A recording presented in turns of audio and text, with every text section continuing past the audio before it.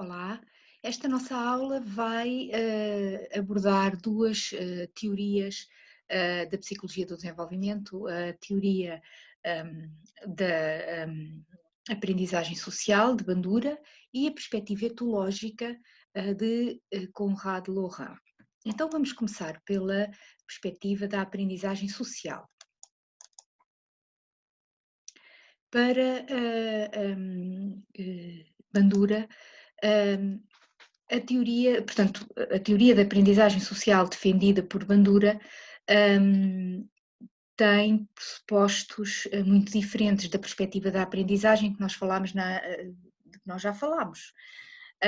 Portanto, para Bandura temos que ter em conta a forma como o organismo, o indivíduo, neste caso a criança, apreende o contexto. Portanto, é uma perspectiva que tem muito em conta as percepções e o contexto em que se dá a aprendizagem. A aprendizagem dá-se num determinado contexto, neste caso social. Portanto, Bandura defende que as crianças aprendem através da observação e imitação dos modelos. Foi criada esta teoria por Albert Bandura, já referi, que é um influente psicólogo que vive no Canadá e é uma teoria bem mais influente atualmente do que a teoria comportamental, porque também é mais complexa e, portanto, conceptualiza a aprendizagem também como sendo mais complexa do que apenas a associação de estímulos.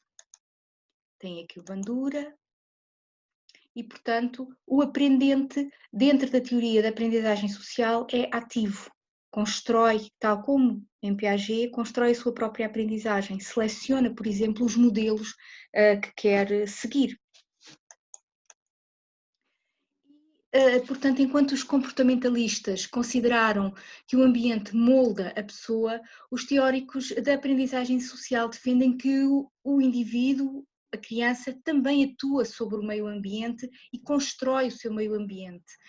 Eles referem que as teorias baseadas na pesquisa com animais são claramente insuficientes para explicar o comportamento humano, que é muito mais complexo, como eu disse, do que a associação, do que não pode ser explicado apenas pela associação de estímulos, embora também exista esse tipo de aprendizagem. Portanto, os teóricos da aprendizagem social reconhecem a importância da cognição, as respostas cognitivas às percepções são centrais para o desenvolvimento e não apenas as respostas automáticas ao reforço ou à punição. Quantas vezes pensem em situações em que sabem que existem punições para um determinado comportamento e ainda assim, porque achamos que é um comportamento justo ou correto, continuamos a ter esse comportamento. Há contextos que reforçam comportamentos que são incorretos, não é? E o indivíduo, um indivíduo que pensa, que seja reflexivo, que pensa acerca daquilo que o rodeia, mesmo que esteja a ser reforçado para ter um comportamento que acha que não é correto, não o faz, não é? Portanto, nós somos influenciados realmente por esta aprendizagem associativa e em certa medida aprendemos assim, mas somos muito, muito, muito mais do que isso. A aprendizagem social acontece quando o comportamento do indivíduo é influenciado ou condicionado pelo comportamento de outros e acontece em contexto social. Ou seja, os indivíduos aprendem através da observação de modelos, que é designado por modelagem. E Albert Bandura criou uma experiência chamada Bobo Doll, vocês podem ver o vídeo que está, o link que está no Moodle, e essa aprendizagem, portanto, essa experiência mostrou precisamente a aprendizagem através de modelagem. As crianças são expostas a uma situação em que veem um adulto a bater numa boneca e depois, quando são colocados perante essa boneca, as crianças vão repetir esse comportamento exatamente como viram. Isso leva-nos, de facto, para a importância da aprendizagem através da observação e imitação de modelos e para a importância das pessoas que rodearem as crianças. Essas pessoas têm que ser bons modelos para que o comportamento das crianças também seja positivo. As crianças aprendem muito através da observação de modelos, mesmo a linguagem. O nível da linguagem, aprendem muito através da observação e da imersão num contexto. E essa aprendizagem não tem que estar apenas, o modelo não tem que estar presente, não é? Às vezes o modelo não está presente e as crianças continuam a imitá-lo. Portanto, é uma forma muito importante de aprender, até relativamente à forma como lidam com a agressividade, com o sentido moral e comportamentos apropriados ao seu género. Por exemplo, quando a criança começa a aprender a escrever ou a falar, fala por observação direta dos comportamentos dos modelos, os seus pais, professores e outras pessoas com quem ela convive. Portanto, é tão importante o tal microsistema ser positivo, ser bom, ser enriquecido, para que as interações entre a criança e o meio mais direto para que essas interações proporcionem um bom desenvolvimento. Lembram-se do Bronfenbrenner? Portanto, aqui o microsistema tem que ter bons modelos. E porquê é que a criança é ativa? Uma das razões é porque ela consegue escolher os seus próprios modelos. Portanto, a escolha é influenciada pelas características do modelo, pela criança e pelo ambiente. As crianças não escolhem quaisquer modelo para imitar. Ela escolhe, por exemplo, um pai e não a mãe, escolhe um professor e não outro, um amigo em vez dos pais, e depende muito do que elas percebem que é valorizado na cultura e no contexto em que estão inseridas. Por exemplo, se estiver num contexto um pouco mais machista, o Carlos pode preferir imitar um professor e não uma professora. E, portanto,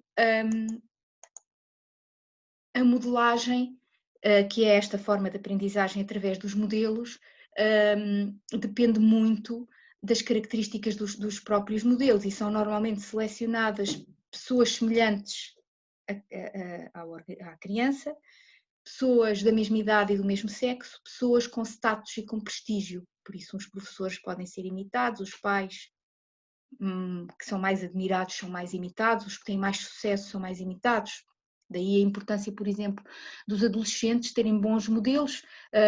Os adolescentes muitas vezes procuram modelos fora da sua... Muitas vezes não, frequentemente, ou quase sempre, procuram modelos fora das suas famílias, os tais ídolos da adolescência. Portanto, são esta tentativa de aprender através da modelagem, de se identificarem com um modelo que lhes vai proporcionar mais facilidade no trabalho de identidade, por exemplo. E normalmente é desejável que sejam bons modelos, não é? Quando os modelos são muito negativos, são gangsters ou outro tipo de pessoa que não traz qualquer contributo para a sociedade ou até deteriora, então isso não é positivo. Portanto, as escolhas dos modelos são importantes. É importante também que a aprendizagem social tem isso em conta, as capacidades cognitivas, portanto as pessoas com mais capacidade de prestar atenção e de organizar mentalmente as informações são também as que vão ter maior facilidade em aprender através da modelagem e a conseguir modelar o seu comportamento, e as pessoas normalmente observam os modelos, mas não podem observá-los na totalidade ou na globalidade, ou podem apenas reunir partes de determinados comportamentos que gostam num e noutro modelo e depois encontram o seu próprio padrão. Por exemplo, é comum, não sei se isto já vos aconteceu, isto não acontece só na infância, quando entramos num determinado grupo profissional, académico, etc., social, geográfico, de repente começamos quase às vezes a falar como, por exemplo, a falar como o grupo em que estamos inseridos, mas não falamos exatamente da mesma maneira, mas gostamos da maneira daquela pessoa falar e imitamos um bocadinho, achamos interessante certas palavras de outro amigo e também incorporamos no nosso discurso e, portanto, estamos no fundo a modelar a linguagem mas isto é igual para outras áreas e para outros comportamentos e outras dimensões. E estamos, no fundo, a aprender através da imersão num contexto e vamos construindo aquilo que para nós faz sentido e aquilo que para nós é interessante e que achamos intuitivamente que vai colmatar algumas falhas nossas ou por simplesmente porque achamos interessante. Quando vamos, por exemplo, trabalhar para uma área geográfica que tem uma forma de falar diferente da nossa, às vezes começamos a incorporar essas palavras no nosso discurso. Portanto, aprendemos através de modelagem. Por exemplo, uma menina aprende a caminhar com uma professora de dança, mas, no entanto, aprende a dançar como uma amiguinha que dança muito bem e vai desenvolvendo o seu próprio estilo de dançar e formando um novo padrão, construído através daquilo que vê os outros fazerem. Pronto, é um exemplo. Enquanto que, e aqui comparando, fazendo uma comparação sintética, enquanto que no condicionamento clássico temos 2 estímulos, portanto o tipo de aprendizagem é feito através da associação de estímulos, no condicionamento operante são as recompensas ou as punições que fazem com que os comportamentos sejam ou não continuados. Na aprendizagem social é a observação dos modelos que têm impacto, que são fundamentais para a aprendizagem. A observação dos modelos, que é fundamental. Como resultado da aprendizagem do condicionamento clássico, estímulo neutro torna-se estímulo condicionado e desencadeia resposta condicionada. No condicionamento operante, a frequência do comportamento aumenta ou diminui consoante é reforçado ou punido, ou extinto, quando não é reforçado dá-se a extinção. Na aprendizagem social, o observador aprende uma sequência de comportamentos, não está sujeito a condicionamento e realiza-os segundo um padrão que ele próprio constrói. Por exemplo, no condicionamento clássico tem o exemplo do Pavlov, do cão de Pavlov, o som da campainha provoca a salivação depois de condicionado. No condicionamento operante temos um ratinho que aprende a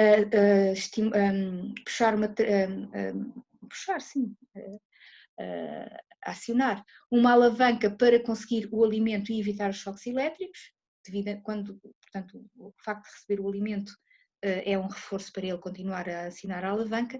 E na aprendizagem social temos o exemplo da Bobo-Doll, que é após a observação de comportamentos violentos, provavelmente os observadores têm comportamentos igualmente violentos, sobretudo se forem crianças.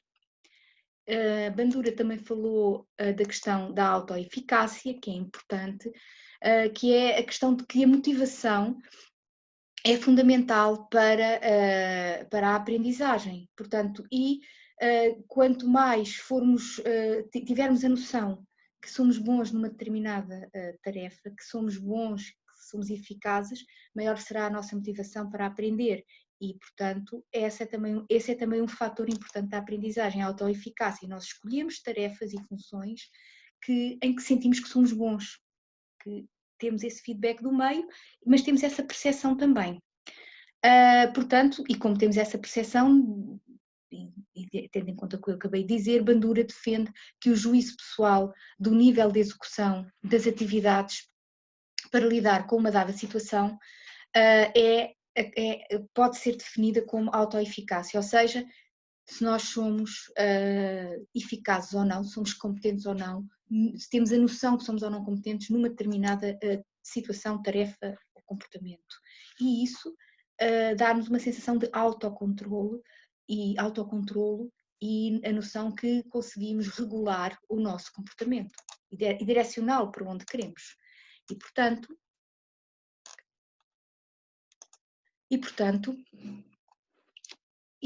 basicamente, um indivíduo vai aprender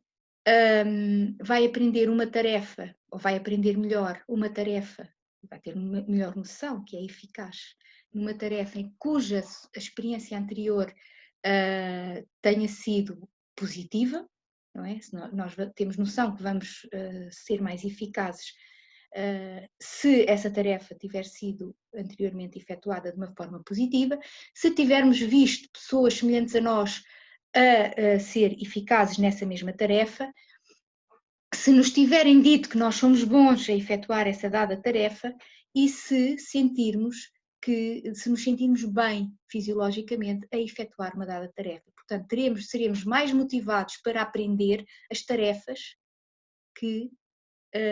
em que somos autoeficazes, em que somos bons, em que somos competentes e sabemos que somos competentes, tendo em conta estes 4 critérios. Já se tivermos sido eficazes nessa dada tarefa, se tivermos visto pessoas semelhantes a nós a efetuá-la de uma forma com sucesso, se nos disserem que nós somos bons e que somos capazes de a fazer e se nos sentirmos bem fisiologicamente, com bons sinais fisiológicos, não é? Aquela sensação de bem-estar, a efetuar essa tarefa. Tem aqui, portanto, os sinais que o indivíduo procura para aprender algo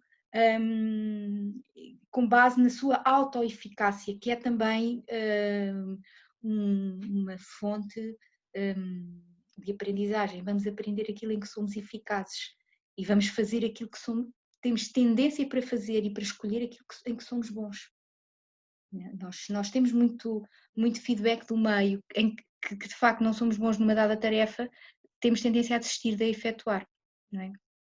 E isto defendeu também Bandura. Portanto, em síntese, a aprendizagem dá-se em contexto social, o aprendente é ativo, aprende através de modelagem, da observação de modelos estes que são selecionados por ele e a partir dos quais ele, a partir da observação dos comportamentos destes modelos, seleciona os comportamentos que são para eles interessantes, que ele acha que são bons, que acha que são eficazes e constrói o seu próprio padrão. E a aprendizagem e a autoeficácia estão interligadas, porque o indivíduo irá aprender e selecionar comportamentos em que ele sente que é eficaz, que ele sente que é bom, está bem? Portanto, aqui a perspectiva cognitiva, a percepção de que o sujeito tem, que é bom ou eficaz e competente numa dada tarefa, faz com que ele continue, faz com que ele seja motivado a aprender mais e a aprofundar mais e a tornar-se cada vez melhor nessa dada tarefa. Pronto. Esta é a síntese da teoria da aprendizagem social. E agora vamos passar para a teoria etológica.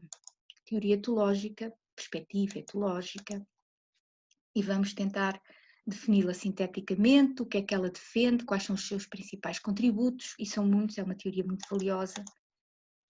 E ela centra-se nas bases biológicas e evolucionistas do comportamento. Portanto, para além de analisar os comportamentos adaptativos imediatos, ela também tenta perceber esta perspectiva, afinal, em que é que estes comportamentos contribuem para a sobrevivência do grupo ou da espécie. Portanto, temos aqui, esta perspectiva é muito assente no Darwin, na perspectiva evolucionista, não é? A ideia de que os comportamentos serão tanto mais, serão tanto mais efetuados, continuarão a ser efetuados pelo indivíduo, se tiver uma função adaptativa para a espécie. Portanto, se forem bons para a continuidade da espécie. Agora aqui entre parênteses, pensem só um bocadinho nas fobias. Certas fobias, as fobias, nós não temos, portanto, as fobias, o grupo das fobias, que é um medo muito intenso, patologicamente intenso, relativamente a coisas que na realidade não há muita razão para ter esses medos tão intensos, que se podem tornar patológicos, ocorrem precisamente porque a dada altura foi adaptativo termos medo de aranhas, termos medo de insetos, termos medo de alturas, não é? Portanto, para a espécie, estes comportamentos foram adaptativos. Quem tinha medo de insetos, por exemplo, se calhar ficou a salvo de insetos venenosos, quando a espécie ainda estava nos seus primórdios e vivia na selva, não é? Muito exposta aos elementos e aos animais selvagens. E, portanto, estes comportamentos que depois acabam por não estar muito adaptados à vida atual, provavelmente tiveram nos primórdios da espécie um valor adaptativo e ainda permanecem, porque demoram muito tempo a desaparecer, não é? E porque de facto ao longo das gerações tiveram o seu valor. A etologia procura perceber como é que, portanto, procura fazer uma comparação entre o comportamento dos animais e o comportamento humano. Basicamente, procura analisar o comportamento dos animais e encontrar relações, fazer uma comparação com o comportamento do ser humano, que também é um animal, embora racional. E acreditam que para cada espécie há uma variedade de comportamentos inatos e específicos que foram desenvolvidos precisamente para aumentar as hipóteses de sobrevivência. E procuram identificar quais os comportamentos universais e que são específicos de uma determinada espécie ou aqueles que são modificados pela cultura. Portanto, os pais da etologia, o pai da etologia é Konrad Lorenz, mas também foi ajudado por Nicolas Tinbergen e por von Frisch, Karl von Frisch, que é menos conhecido, e eles os três foram Prémio Nobel da Medicina em 1973, precisamente devido aos trabalhos que desenvolveram para esta disciplina científica que eles criaram e construíram. Observaram sobretudo animais no seu ambiente natural. Fizeram um trabalho muito interessante. E pronto, existem várias experiências, esta talvez a mais conhecida, se calhar vocês já conhecem, que foi o trabalho de Konrad Lorenz com patinhos, e penso que gansos também, mas acho que sobretudo com patinhos, que deu origem ao conceito de imprinting e que foi depois também a inspiração para o conceito de vinculação, que nós já falámos sobre isso e da importância da vinculação, e portanto ele criou o conceito de imprinting a partir de experiências com patinhos, em que quando os patos eclodiam do ovo, o primeiro estímulo que viam era precisamente o Konrad Lorenz e os patos passavam a segui-lo para todo o lado como se ele fosse a mãe deles, portanto, e isso levou a que se pensasse que se acontecia assim com os animais, também acontecia o mesmo com as pessoas e que os seres humanos vinham com uma capacidade inata para se vincularem a um adulto e para se vincularem ao primeiro adulto que veem, ou com o qual estão há algum tempo. Portanto, daí depois o Bowlby fazer e criar e pensar sobre a vinculação ao attachment. Está bem? Portanto, foi com base nestas experiências de Konrad Lorenz. Ele imitava o grasnido do pato diante de patinhos recém-nascidos e observava que eles passavam a segui-lo, reagindo à sua presença como se ele fosse a sua mãe. E, portanto, ele viveu entre os patinhos e a partir daí inspirou outros investigadores, nomeadamente John Bowlby, que estendeu os princípios etológicos ao desenvolvimento humano, e portanto já falámos um pouco, vou só sintetizar, porque nós já falámos bastante sobre isto. É importante que o bebê seja colocado logo junto à mãe assim que nasce, que a interação entre mãe e bebê é fundamental para o desenvolvimento da vinculação e para uma criança mais velha, tal como nos foi mostrado por Harlow, a criança consegue explorar e tornar-se confiante se tiver uma boa relação de vinculação com a sua mãe, a tal vinculação segura de que já falámos e que foi estudada por Mary Ainsworth, aluna de Bowlby. Pronto, isto também já falámos e que de facto são importantes para a sobrevivência do bebê. Até esta altura, a abordagem etológica é sobretudo aplicada a questões de desenvolvimento como o apego, a dominância, a agressividade, e é fundamental, pronto, foi um contributo valioso para se compreender melhor o comportamento humano, e é importante também porque aponta o valor da observação cuidadosa das crianças no seu ambiente natural. É importante observá-las no contexto em que estão inseridas, sempre a questão do contexto. Em síntese, a etologia permite a compreensão das bases biológicas do comportamento humano. Tem aqui alguma bibliografia. Este livro de Conrad Loren é muito interessante, vale a pena ler. E se tiverem alguma dúvida, estou ao vosso dispor. Até à próxima.